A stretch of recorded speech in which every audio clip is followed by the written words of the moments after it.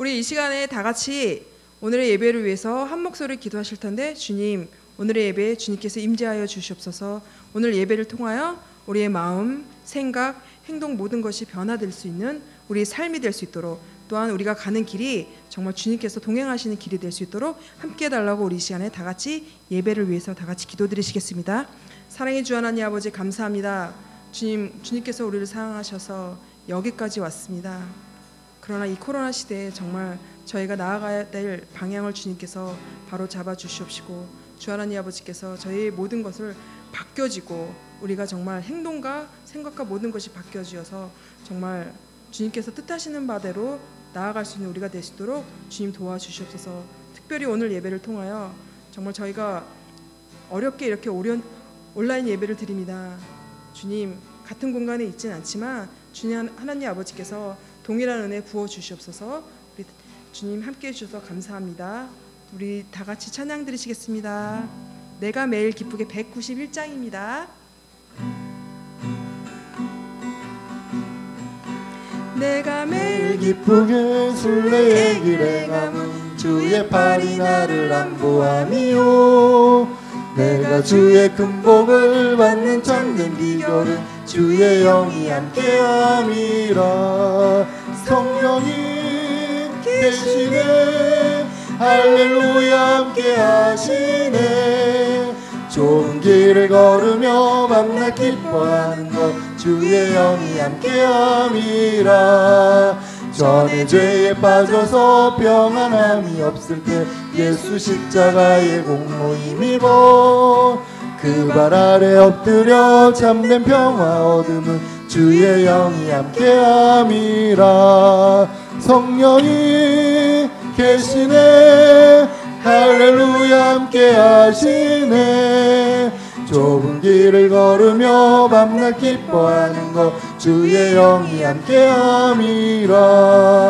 나와 동행하시고 모든 염려하시는 나는 숲의 새와 같이 기쁘다. 내가 기쁜 마음으로 주의 뜻을 행함은 주의 영이 함께함이라. 성령이 계시네, 할렐루야 함께하시네. 좁은 길을 걸으며 밤낮 기뻐하는 것 주의 영이 함께함이라. 세상 모든 욕망과 나의 모든 정욕은 십자가에 이미 못을 박았네. 어두운 밤을 지나고 무거운 짐 벗으니 주의 영이 함께함이라. 성령이 계시네, 할렐루야 함께하시네.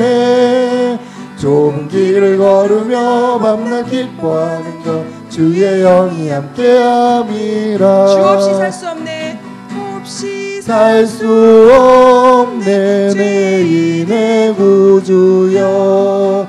그 귀한 몸의 피로 날 구속하소서. 구주의 사랑으로 흘리신 보혈이 내 소망 나의 위로 내 영광 됩니다. 주 없이 살 수 없네 나 혼자 못서리. 힘없고 부족하며 지혜도 없도다. 내 주는 나의 생명 또 나의 힘이라.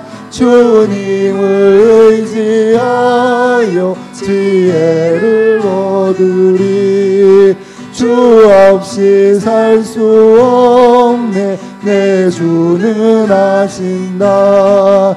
내 영의 깊은 간구 마음의 유언을 주밖에 나의 마음 네 알아주리오.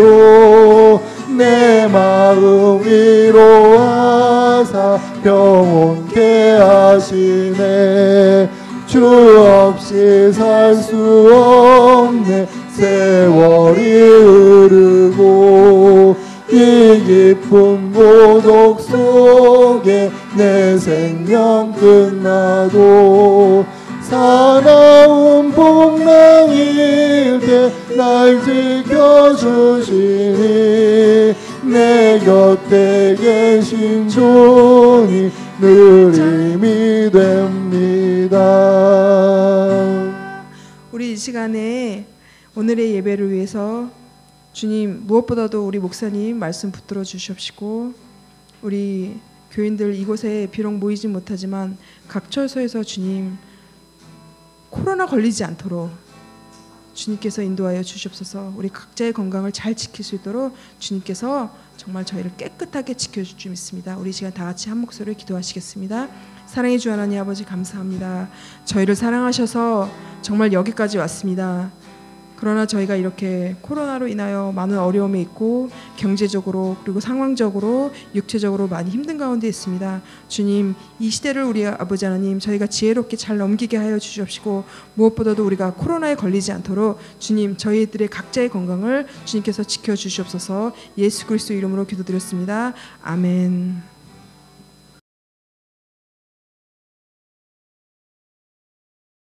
여호와여 일어나옵소서. 하나님의 손을 드옵소서. 가난한 자들을 잊지 마옵소서. 어찌하여 악인이 하나님을 멸시하여 그의 마음에 이르기를 주는 감찰하지 아니하리라 하나이까. 주께서는 보셨나이다. 주는 재앙과 원한을 감찰하시고 주의 손으로 갚으려 하시오니 외로운 자가 주를 의지하나이다. 주는 벌써부터 고아를 도우시는 이시니이다. 악인의 팔을 꺾으소서. 악한 자의 악을 더 이상 찾아낼 수 없을 때까지 찾으소서. 여호와께서는 영원 무궁하도록 왕이시니 이방 나라들이 주의 땅에서 멸망하였나이다. 여호와여 주는 겸손한 자의 소원을 들으셨사오니 그들의 마음을 준비하시며 귀를 기울여 들으시고 고아와 압제당한 자를 위하여 심판하사 세상에 속한 자가 다시는 위협하지 못하게 하시리이다. 아멘. 우리 다같이 사도신경으로 우리 신앙을 고백하시겠습니다. 나는 전능하신 아버지 하나님 천지의 창조주를 믿습니다. 나는 그의 유일하신 아들 우리 주 예수 그리스도를 믿습니다.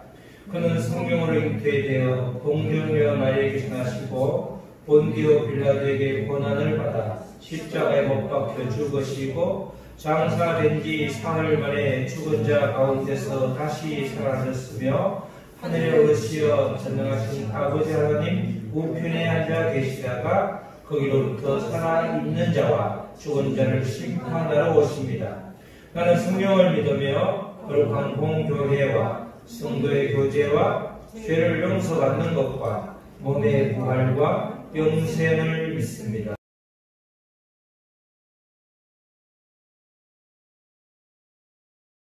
우리를 대표해서 김용범 집사님께서 기도 올려드리겠습니다. 다 같이 기도드리시겠습니다. 감사합니다 하나님. 저희가 죄 가운데 있을 때도 당신의 아들이신 예수 그리스도를 보내셔서 우리의 죄를 사하여 주신 한량없는 은혜에 감사를 드립니다. 지난 한 주간 끊임없는 코로나19의 문제들로 나라 전체가 다시금 우울함에 빠져들고 함께 모여 예배드릴 수 없는 상황을 만들고만 저희들의 안이함과 어리석음을 용서하여 주시옵소서. 언제 끝날지도 모르는 코로나19의 상황에서도 예배를 갈망하며 모였던 저희의 마음을 헤아리셔서 더 이상 걱정과 근심의 시간을 보내지 않게 하시고 주님께 기도와 간구의 시간으로 삼아 하루속히 이 터널을 통과할 수 있는 믿음을 허락하소서. 코로나19로 몇몇 잘못된 행동을 하는 신자의 모습이 기독교가 세상적으로 박해받는 상황이 되지 말게 하시고 이를 통해 기독교가 함께 극복하고 주님을 전파하는 기회가 되게 하옵소서. 아멘. 우리가 함께 모여 예배드리는 기쁨을 하루속히 다시 찾게 하시고 비록 온라인으로 예배를 드리지만 함께 기도하는 마음을 놓치지 않게 하옵소서. 아멘. 예수마음교회가 태풍동에서뿐만 아니라 온라인을 통해 세상과 소통할 수 있는 기회가 되게 하시고 이윤석 목사님의 말씀이 주님을 널리 전파할 수 있는 또 다른 시간이 되게 하옵소서. 아멘.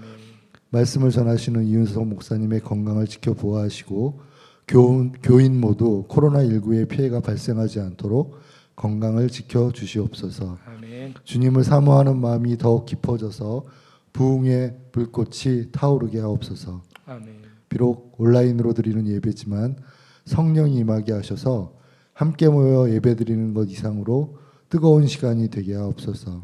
아멘. 이 모든 말씀 우리를 죄에서 구원하신 예수님의 이름으로 기도드립니다. 아멘.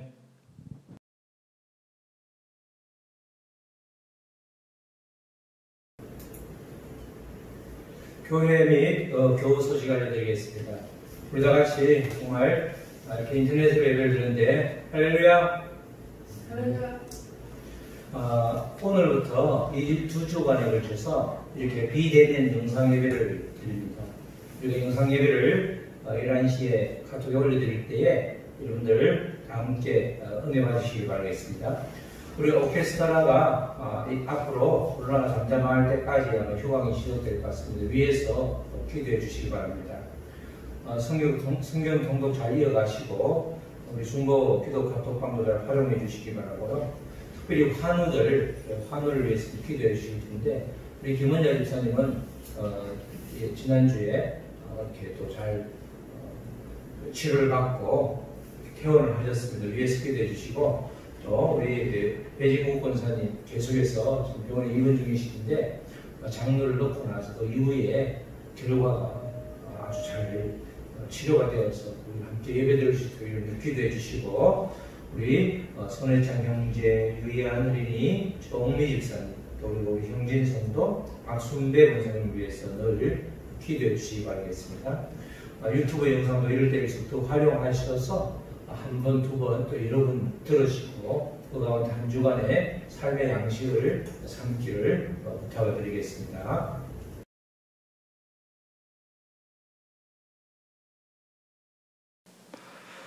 오늘 우리에게 주신 말씀은 디모데후서 1장 9절로 14절 말씀입니다. 신약성경 343쪽에 있습니다.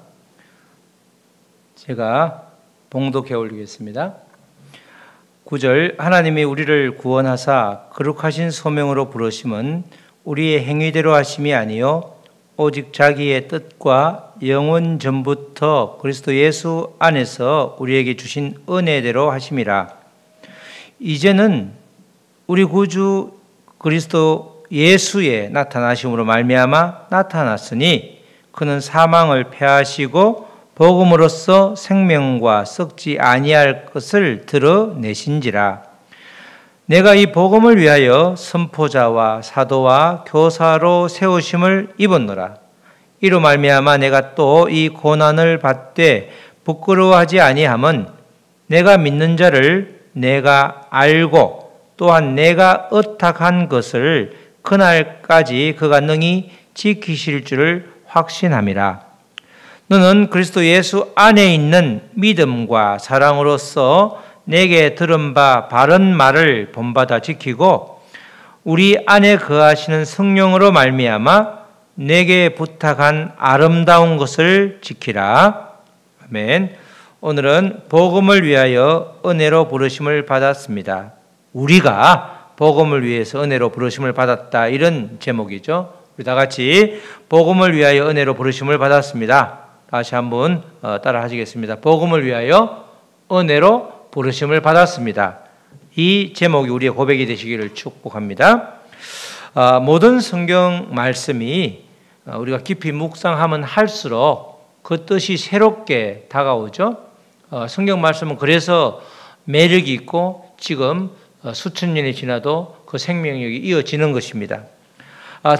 디모데후서도 그렇습니다. 특별히 디모데후서는 바울 서신 가운데 가장 늦게 기록되었기 때문에 바울의 유언과도 같은 그런 편지이기 때문에 그 내용이 더 깊고 더 애절하다, 그렇게 말할 수 있는 것입니다. 지난주에는 우리가 바울 사도가 아들 같은 디모데에게 복음을 위해서 고난을 받으라, 그것도 복음을 위해서죠. 고난을 받는데 복음을 위해서 고난을 받으라는 거예요. 오늘은 또 복음을 위해서 은혜로 부르심을 받았다. 전부 복음을 위해서. 그 목적이, 우리의 삶의 목적이 온통 복음이라는 것이죠. 바울은 그렇게 살았기 때문에 바울은 처음도 복음이요 끝도 복음인 사람이 바로 바울이었습니다. 우리가 다시금 복음에 대해서 점검을 해보면 복음이라는 것은 우리가 가장 짧게는 예수 그리스도가 복음이죠. 예수는 그리스도가 구원자 이런 뜻입니다. 그래서 예수 구원자, 예수 그리스도, 예수는 구원자. 예수 그리스도를 풀었으면 예수는 그리스도입니다. 전혀 다른 두 가지 명사가 합성되어서 이렇게 한 구절을 이루는 거죠. 예수는 그리스도, 예수는 구원자 이런 뜻이 되는 거죠. 왜 예수가 구원자냐? 바로 예수 그리스도가 우리의 죄를 완전히 십자가 위에서 해결해 주셨고 또 우리의 근본적인 문제인 사망의 문제, 죽음의 문제를 부활하심을 위해서 완전히 죽음의 공포로 해결해 주셨기 때문에 바로 예수는 그리스도, 예수는 구원자가 되는 것입니다. 그래서 우리가 이 예수는 그리스도, 예수 그리스도가 복음인데 복음이라고 하면 이 복음이 얼마나 우리에게 능력이고 우리에게 얼마나 힘이 되는가, 그는 바로 복음이 우리 인생의 근본적인 두 가지 문제를 완전하게 해결해 주셨기 때문에 바로 해결해 주었기 때문에 복음이 우리에게 대단한 것입니다. 복음이라는 것은 우리 인간이라고 그러면 생각을 하고 고민을 하는 인간이라고 그러면 근본적인 두 가지 문제가 있는데 하나는 죄의 문제이고 또 하나는 죽음의 문제입니다. 이 죄로 인해서 고통을, 죄를 어떻게 하면 이길 수 있을까? 죄에서 해방될 수 있을까? 그거에 대한 생각과 또 아주 그것을 정리한 철학책들이 얼마나 많은지 알 수 없죠. 또 마찬가지로 우리가 넘을 수 없는 한계 상황, 이 죽음의 문제, 죽음을 어떻게 극복할 수 있을까? 죽음을 극복하지 못하니까 그냥 잘 먹고 잘 살자는 주의부터 시작해서 이 한정된 삶을 어떻게 살아야 될 것인지 수많은 고민들을 인류가 해오고 있죠. 그런데 복음이라는 것은 바로 이 죽음의 문제, 또 죄의 문제를 그것도 부분적으로가 아니라 완전히 해결해 주시는데 그 중심에 예수님이 계셨던 것입니다. 바로 예수가 그리스도다, 예수가 구원자다라고 할 때 이 십자가 위에서 죄의 문제를 완전히 해결해 주셨고 또 부활의 문제로 우리의 죽음의 문제를 완전히 해결해 주셨기 때문에 이 복음이야말로 우리에게 엄청난 선물이 아닐 수 없는 것입니다. 우리가 복음을 안다, 그래서 예수 그리스도를 우리가 안다, 예수 그리스도를 우리가 고백한다, 이것 자체가 엄청난 축복인 것입니다. 우리가 교회를 다니면서 예수 그리스도를 알고 예수 그리스도가 예수님이 나의 구원자이심이 고백되면 그것으로 가장 큰 복을 받은 것이고 이 땅에 눈에 보이는 잘되고 잘되는 것은 그 다음에 이어지는 부차적인 것이지 그게 본질이 아니라는 것입니다. 그래서 이 바울은 이 복음이 중요한 걸 알기 때문에 복음이 최고의 선물임을 알기 때문에 이 복음을 외치다가 이 땅에서 일평생을 보내면서 살아갔던 그런 사람이었죠. 그에게는 그의 복음, 즉 예수가 그리스도다, 그것이 그의 유일한 관심사였습니다. 오늘 주시는 말씀도 여전히 복음에 대한 것이죠. 바울 사도는 우리 모두가 부르심을 받았는데 그 부르심은 복음을 위하여 하나님의 은혜로 받았다는 거예요. 우리가 이 땅에 살면서 사명을 다 받고 소명을 받게 되는데 우리가 해야 될 일은 복음을 위하는 일, 복음을 위해서 우리가 살아가는 일, 그것이 우리가 이 땅에서 해야 될 일이라는 것입니다. 하나님께서는 우리를 구원하여 주시고 거룩한 부르심으로 불러주셨는데 그것은 우리의 행위 때문이 아니라 오직 하나님의 은혜로 인함이다. 그렇게 고백을 하고 있습니다. 바로 우리를 구원해 주시고 우리를 주님의 뜻을 이룰 수 있도록 불러주신 것은 우리가 만든 조건 때문이 아니라 하나님의 일방적인 은혜, 하나님의 일방적인 택함 때문이었다. 이런 고백을 지금 바울이 하고 있는 것이죠. 그러니까 시작도 끝도 다 복음이요 하나님이시니 우리가 고난을 복음 때문에 고난이 온다 할지라도 두려워하지 말 것은 하나님이 친히 문제를 해결해 주심이 믿어지기 때문에 그렇게 우리는 두려워할 게 없다는 것입니다. 우리를 택하신 그 하나님은 우리를 부르셨는데 오늘 말씀을 보면 거룩하도록 부르셨다 이렇게 이야기를 하고 있죠.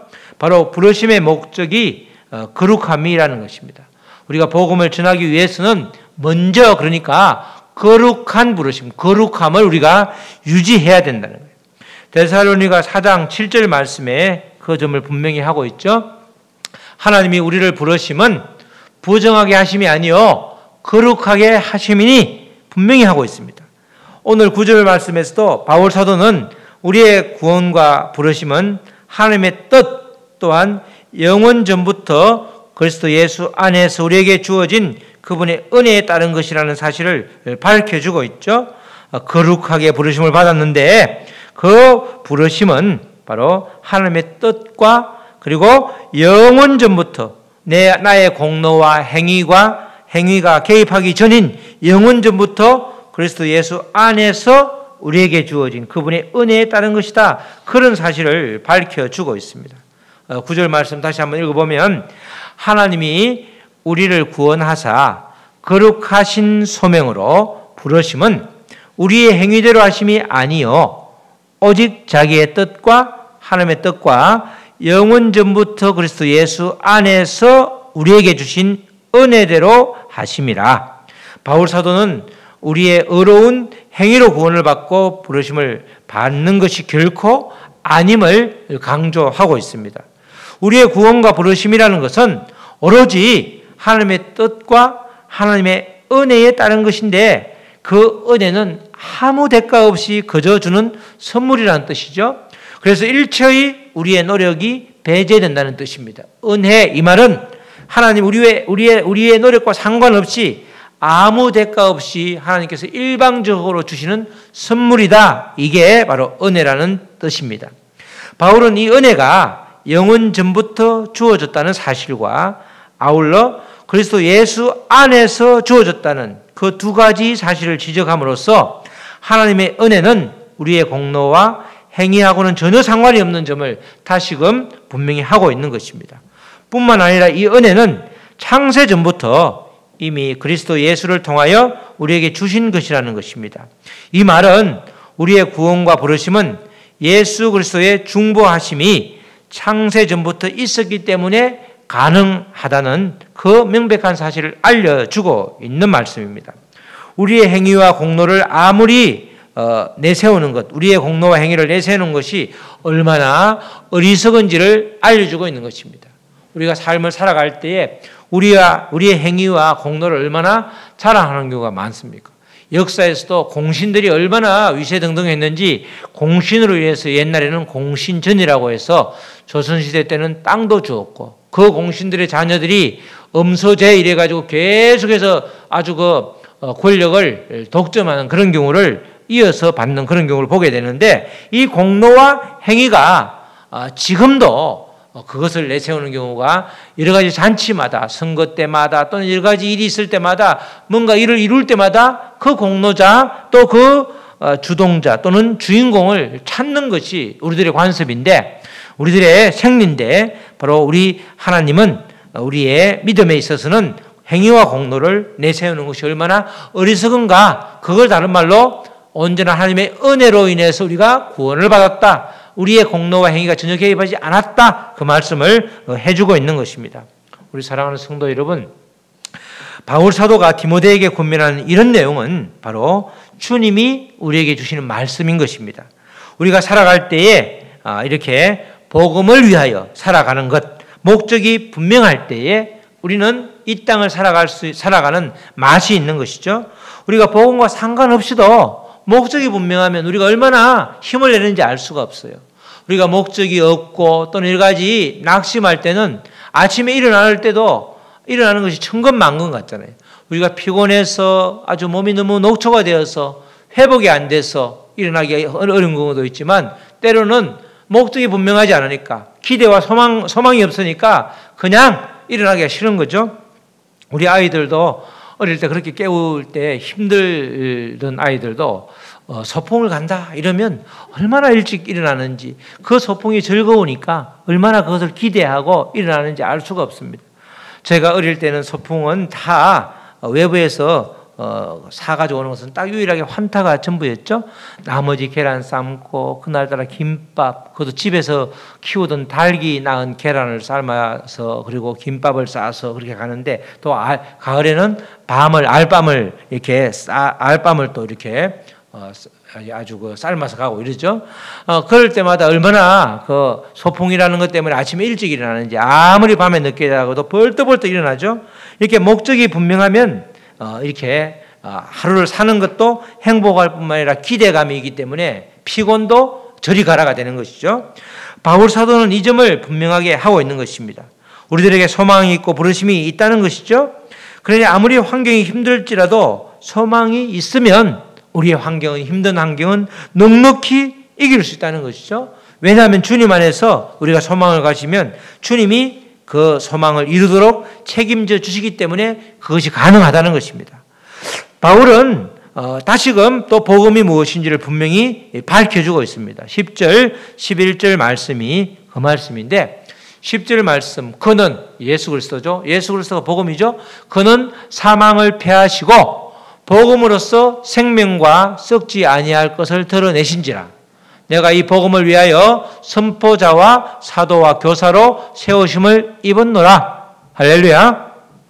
영원 전부터 계셨던 그리스도 예수가 역사적인 시간 속으로 들어오신 사건이 있었는데, 그것이 바로 성육신을 포함해서 이제 일어났던, 전개됐던 그런 사건들입니다. 그 기록이 고스란히 사복음서에 기록되어 있죠. 그런데 이 예수님께서 두 가지 일을 이루셨다는 거예요. 오늘 10절 말씀이 그 말씀이죠. 예수님은 사망을 패하셨어요. 먼저 사망을 어디에서 패하셨죠? 십자가에서 사망을 패하셨고, 또 이 부활로 인해서 우리에게 생명을 주셨는데, 복음으로써 생명과 썩지 아니할 것을 드러내셨다. 다시 말해서 예수님은 사망을 패하시고 우리에게 생명을 주셨다. 이런 이야기가 되는 거죠. 바로 이 예수님께서 하신 일을 이렇게 적고 있습니다. 예수님은 사망을 끝장내주셨고 동시에 생명을 주셨는데, 바로 이 예수 그리스도, 예수가 구원자, 예수님이 그리스도라는 것이 바로 복음이라는 말씀이죠. 그래서 이 복음을 위해서 이 바울 사도는 11절에서 이 복음을 위해서 특정했죠. 이 복음을 위하여 선포자와 복음 선포자, 사도, 교사로 세우심을 입었노라, 이렇게 말하는 것입니다. 바울 자신이 복음을 선포하고 전하고 가르치도록 세움을 입었다는 거예요. 세움을 받았다는 거예요. 바로 그에게는 이 복음이 전부라는 거죠.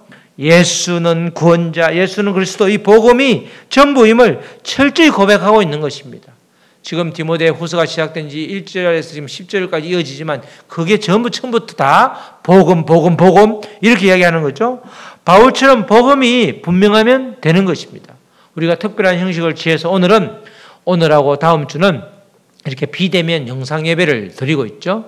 비대면 영상 예배를 드린다 할지라도 우리 안에 복음이 분명하면, 비록 예배의 형식은 비대면 영상 예배일지라도 아무런 상관이 없는 것입니다. 우리가 코로나19로 인해서 어떻게 영상 예배를 드릴 줄 어떻게 누가 짐작이나 했겠습니까? 아무리 시절이 어렵더라도 복음이 분명하면 예배를 드리는 장소가 전혀 문제가 되지 않는 것입니다. 예수가 그리스도인데, 예수님이 구원자이신데, 예수님이 나의 전부인데 무엇이 문제가 되겠습니까?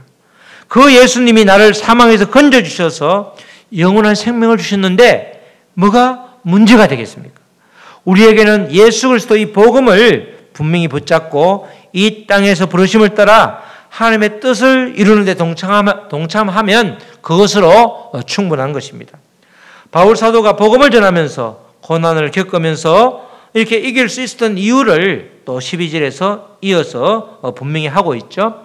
바로 디모데에게 너가 복음을 전하면서 고난을 당한다 할지라도 넉넉히 이길 수 있다. 그렇기 위해서는 이 점을 분명히 하라는 거야. 12절. 이로 말미암아 내가 또 이 고난을 받되 부끄러워하지 아니함은 내가 믿는 자가 누구죠? 하나님을 내가 알고 하나님이 누구신지 내가 알고 있다는 거예요. 다른 말로 하면 하나님이 나와 함께 하심을 믿고 있다는 거예요. 그죠? 그것을 확신하는 거죠. 그리고 또한 내가 의탁한 것을 그날까지 그가 능히 지킬 줄을 확신하노라. 내가 의탁했다고 표현했지만 실제로는 하나님이 내게 맡겨주신 것, 즉 복음을 그날까지 예수님의 재림까지 그렇게 능히 지키실 줄을 내가 확신한다. 그죠? 다른 말로 하면 내가 이 고난을 이길 수 있고 부끄러워하지 아니하게 된 것은 내가 믿고 있는 분을 잘 알고 있고 내가 하나님을 잘 알고 있고 또 내가 맡은 것을 내가 그분이 그날까지 지켜주실 것을 확신하고 있기 때문이라 이렇게 고백을 하는데 바로 내가 믿는 분 그분이 바로 그리스도 안에서 자신을 계시하는 하나님을 일컫는 거죠. 그러니까 하나님을 잘 알고 있는 것 하나님이 나와 함께 하심을 믿고 있는 것 그것이 고난을 이길 수 있는 가장 큰 이유가 된다는 것입니다. 또 바울은 복음을 예수 그리스도께서 재림하신 그날까지 하나님께서 너끈히 지켜내시리라는 것에 대한 그 확신 때문에 또 고난을 이길 수 있다는 거예요. 결국 바울 사도는 감옥에 갇히는 등 수많은 고난을 겪었지만 그것을 기쁘게 감수할 수 있었던 이유는 복음과 하나님이 어떤 분인지 그것을 정확히 알았기 때문이라는 겁니다. 이처럼 복음에 대한 확신, 하나님이 나와 함께 하신다는 확신이 나를 그리고 우리를 어떤 고난 가운데서도 승리할 수 있도록 만드는 비결이라는 것입니다. 그렇기 때문에 우리는 늘 복음에 대한 확신을 점검해야 되는 것이죠. 내가 예수가 나의 구원자임이 믿어지는가? 예수 그리스도가 나를 죄에서 완전히 해방시켜 주시고 죽음의 공포에서 해방시켜 주셔서 죄의 문제와 죽음의 문제가 완전히 예수 그리스도로 인해서 내가 해결받았는가? 그걸 점검하라는 거예요. 그 다음에 두 번째로는 하나님이 늘 나와 함께 하심이 믿어지는지를 점검하라는 거예요. 우리가 하나님이 함께 하심이 믿어지지 않으면 얼마나 어려운지 알 수가 없죠. 터널을 지나는데 끝이 안 보인다고 생각하면 아예 그 터널을 들어가지도 못할 거란 말이죠. 그러나 그 끝이 있으면 분명히 알기 때문에 터널을 들어가는 것이죠. 터널을 들어가게 되면 그 끝에 대한 소망이 있기 때문에 우리는 걸어갈 수 있고 결국 끝을 보게 되는 것입니다. 터널의 끝에 하나님이 계시는 거죠. 하나님이 우리랑 함께 하시지만 우리의 인생의 마지막에 하나님이 계시는 겁니다. 우리가 마라톤을 할 때도 처음에 출발할 때는 정말 TV 화면에 잡혔던 수많은 사람들이 마지막 화면에는 잡히지 않는 걸 볼 수 있죠. 바로 하나님은 그 마지막 화면, 그 장면에 기다리고 계시기 때문에 우리의 일생의 수많은 고난일지라도 그게 끝이 아니라는 거야. 과정이라는 거야. 마지막에 하나님이 계시기 때문에 그것을 우리가 이길 수 있는데 이길 수 있는 이유는 복음과 하나님이 나와 함께 하신다는 확신, 그 확신 때문에 우리가 그렇게 마지막을 하나님께서 이기게 해주시고 하나님이 이끌어 주신다는 것입니다. 이런 믿음이 확실하면 우리는 믿음 생활에서 눈앞에 보이는 상황에 흔들리지 않게 되는 것입니다. 우리가 눈앞에 보이는 이 환경이 얼마나 우리를 혼란스럽게 하는지 믿음이 연약한 사람에게는 완전히 무너지게 하기도 하고 믿음을 완전히 버리게도 하는 그런 게 눈앞에 있는 현실이라는 것입니다. 우리가 현실을 무시할 수 없지만 그러나 현실이 나를 삼키도록 내버려 두는 것은 정말 어리석은 것이라는 것이죠. 현실은 복음과 하나님이 함께 하시는 그 임마누엘의 확신으로 얼마든지 이길 수 있다는 것입니다. 이어서 디모데에게 권면을 이어가죠. 13절, 14절 말씀입니다. 13절 너는 그리스도 예수 안에 있는 믿음과 사랑으로서 내게 들은 바 바른 말을 본받아 지키고 14절 우리 안에 거하시는 성령으로 말미암아 내게 부탁한 아름다운 것을 지키라. 디모데에게 예수 안에 있는 믿음과 사랑으로 바울이 전해주었던 하나님의 말씀을 본보기로 삼고 그 말씀을 지키라는 거예요. 내게 들은 바 바른 말이라는 것은 디모데에게 바울이 전해준 하나님의 말씀 그것을 본받아 지키고 모범으로 삼아 지키고 그 말씀을 따라 살아가는 거죠. 결국 예수 그리스도 안에 머물라는 것입니다. 우리가 예수 안에 머물 때 모든 문제를 해결할 수 있는 실마리가 우리에게 제공되고 풀리게 되는 것이죠. 우리가 예수 안에 있으라 이 말은 다른 말로 하면 예수님이 주신 말씀, 하나님의 말씀을 표준 삼아 모든 문제를 해결하고 그리고 문제가 생길 때마다 하나님의 말씀 안으로 말씀을 가지고 우리가 해결하려는 그런 자세가 늘 생활해야 된다는 거죠. 또 그 말씀을 우리의 삶을 해석하라는 거야. 왜 이런 일이 나에게 일어났는가? 그것을 말씀으로 풀으라는 거야. 내가 재수가 없어서 하나님이 나를 사랑하지 않아서가 아니라 말씀으로 이 고난 가운데 반드시 유익함을 주시기 때문에 나에게 어떤 유익을 주시려나 기대감을 가지고 말씀으로 그 삶을, 지금의 상황을, 눈에 보이는 현실을, 이 환경을 해석해 내라는 것입니다. 우리도 마찬가지죠. 모든 문제를 바로 예수 그리스도 안으로 가져가는 것, 그것이 바로 우리가 해야 되는 일입니다. 디모데에게 바울이 바로 권면한 것도 문제가 생길 때에 반드시 예수님 안으로 들어가라. 예수 안에 있는 믿음과 사랑으로서 그 하나님의 말씀을 지키고 본받아 모든 문제를 해결해라. 그 이야기를 좀 하고 있는 것입니다. 나의 삶을 주님의 말씀으로 해석할 수 있으면 우리의 믿음 생활이 얼마나 아주 기쁜지 알 수가 없죠. 바로 그 점을 권면하고 있는 것입니다. 그 14절 말씀에 이어지는 말씀에 우리 안에 있는 성령의 의지에서, 그죠? 우리 안에, 너하고 나 안에, 바울과 디모데 안에, 그리고 우리 예수 마음교회 모든 성도 안에, 우리 모든 믿음의 형제 자매들 안에 있는 성령의 의지에서 그렇게 부탁한 아름다운 것을 지키라. 이 아름다운 것이라는 것이 문맥상 10절에 나오는 생명과 썩지 아니할 것을 드러내는 복음을 가리킵니다. 아름다운 것은 복음이죠. 복음을 잘 지키라. 이렇게 권면하는 거예요. 어디에 의지해서? 성령의 의지해서 하나님께서 답을 주시는 거죠. 하나님은 그냥 우리 힘으로 하라는 데가 아무 데도 없어. 성령의 의지해서, 성령께 의지하면 성령님께서 복음을 이렇게 복음대로 살아갈 수 있도록 우리를 인도해 주신다는 거예요. 여기서 바울이 디모데에게 위탁한 이 말씀, 즉 아름다운 것, 즉 복음이라는 것을 우리가 지키는 것, 전하고 지키는 것, 그것이 우리들이 해야 될 일이죠. 결국 우리는 예수 그리스도만이 우리가 붙들어야 되는 복음이고 가치라는 것을 분명히 해야 되는 것입니다. 정말 우리가 이 땅을 살아가면서 우리는 주님 아니면 살 수 없는 사람들입니다. 그렇죠? 복음이 아니면 살 수 없는 사람들입니다. 이 고백이 정말 진짜 고백이 되어야 되는 거죠. 이 모든 것이 주님의 은혜인 것입니다. 그래서 오늘 성경 말씀에서는 우리의 힘으로 하라는 게 아무것도 없죠. 우리를 부르심도 주님의 은혜요. 또 복음으로 이 살아내는 것도 또 성령님의 의지에서 우리가 살아내는 것, 이게 다 주님의 은혜고 주님이 힘을 주셔서 우리가 살아내는 거지 우리의 능력, 우리의 노력, 우리의 공로가 결코 아니라는 것입니다. 노력을 하지 말라가 아니라 주님께 철저히 의지하면서 나아가라는 거죠. 우리 모두는 그래서 복음을 위해서 은혜로 부르심을 받은 존재라는 것입니다.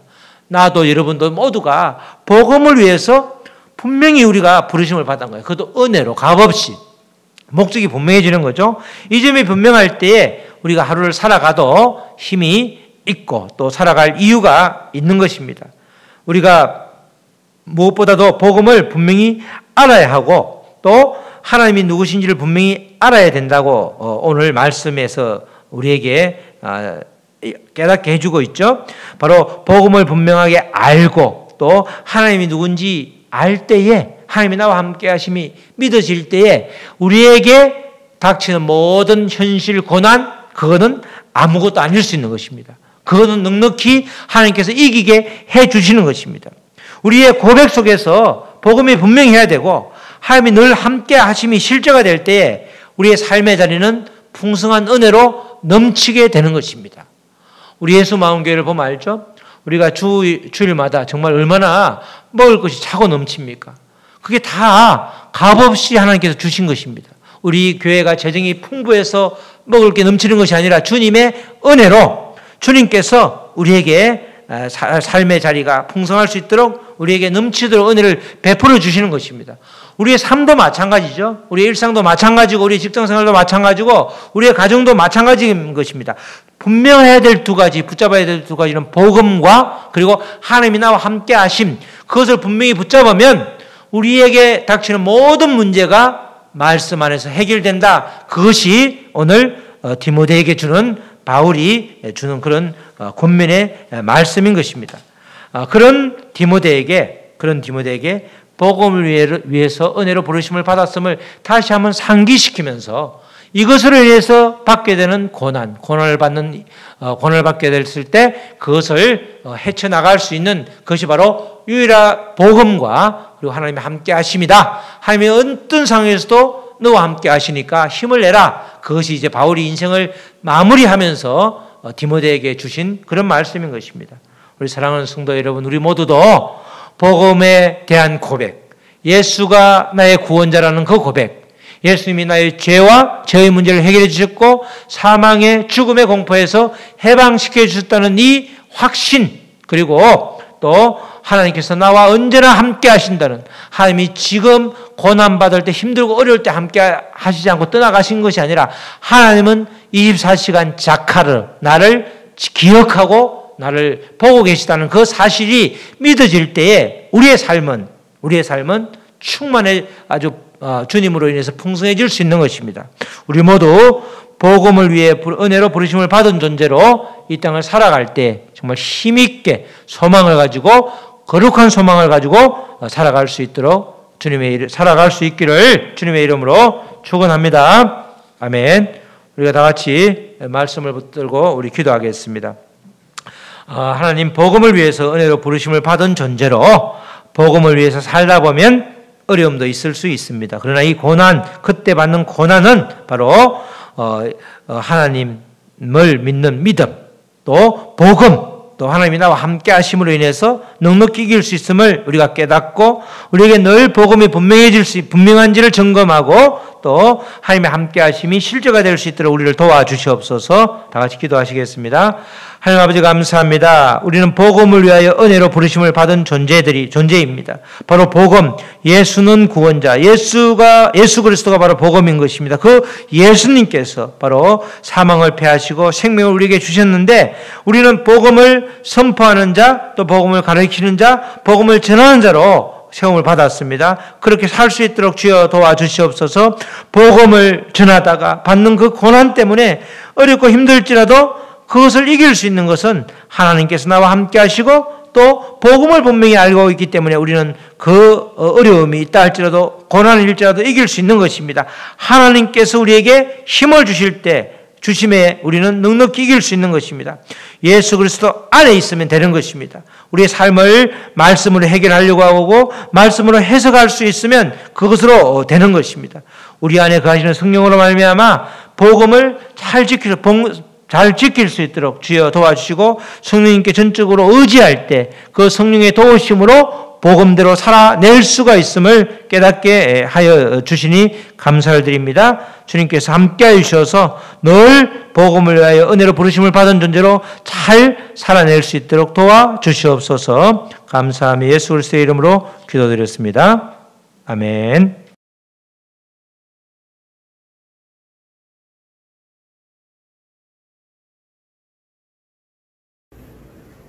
온라인으로 드려진 헌금을 위한 기도와 축도로 예배를 마치도록 하겠습니다. 하나님 아버지 감사합니다. 영상으로라도 이렇게 예배를 드릴 수 있도록 은혜를 베푸시면 참으로 감사를 드립니다.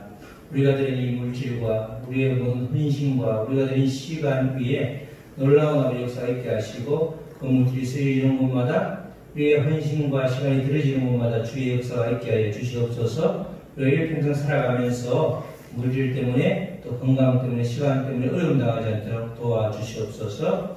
이제는 예수 그리스도의 크신 은혜와 하나님의 극진하신 사랑과 성령님의 역사 감화하시며 복음을 위하여 은혜로 부르심을 받은 존재로 복음을 확실히 점검함과 동시에 또 하나님을 함께 살아계심을 고백하는 그 삶이 실제가 되기를 결단하는 모든 믿음의 지체들 머리 위에 지금부터 영원토록 함께 하시기를 간절히 축원하옵나이다.